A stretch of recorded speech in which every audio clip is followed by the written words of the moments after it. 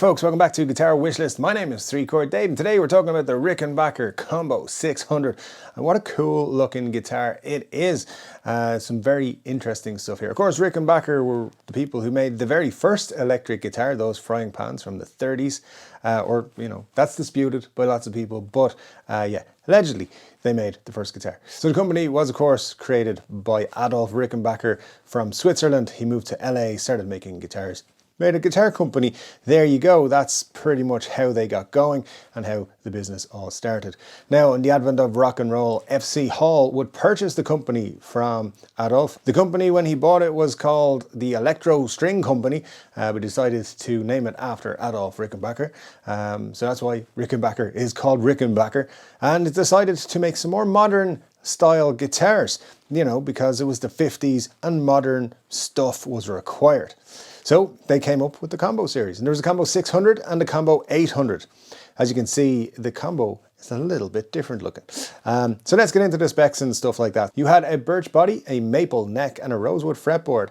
There is a horseshoe shaped pickup. It's a single coil pickup in this guitar.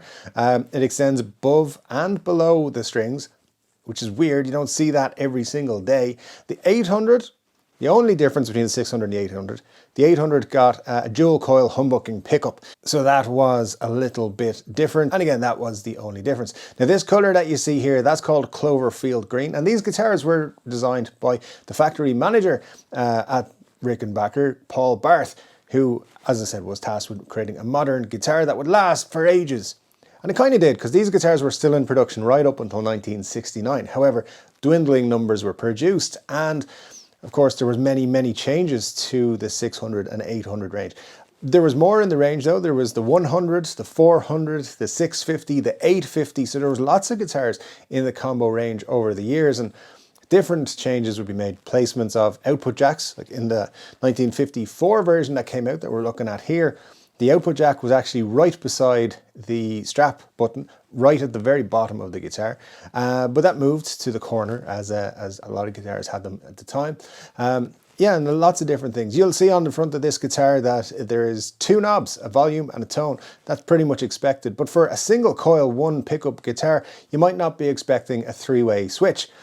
But there's one there. So what does it do? Well, it puts it into different preset tone positions. So you would get different tonal varieties depending on where you are on the three-way switch. Also, this guitar was sold as a solid body guitar, and yeah, it wasn't. So this is what the back of the guitar looked like. And as you can see, they would basically hack out most of the back of the guitar.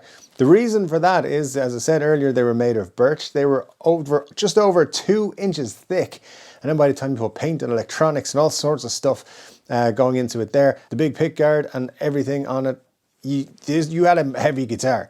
So yeah, that's what they did. They took the chunks out of the back and just basically had it as light as it could be, but also I'm pretty sure these were still ridiculously heavy guitars. So even though these were designed and built to be modern guitars for 1954 and designed to last for years, as I said, they were kind of overtaken quite quickly by Rickenbacker's now renowned lineup that hasn't changed all that much since the 50s and 60s.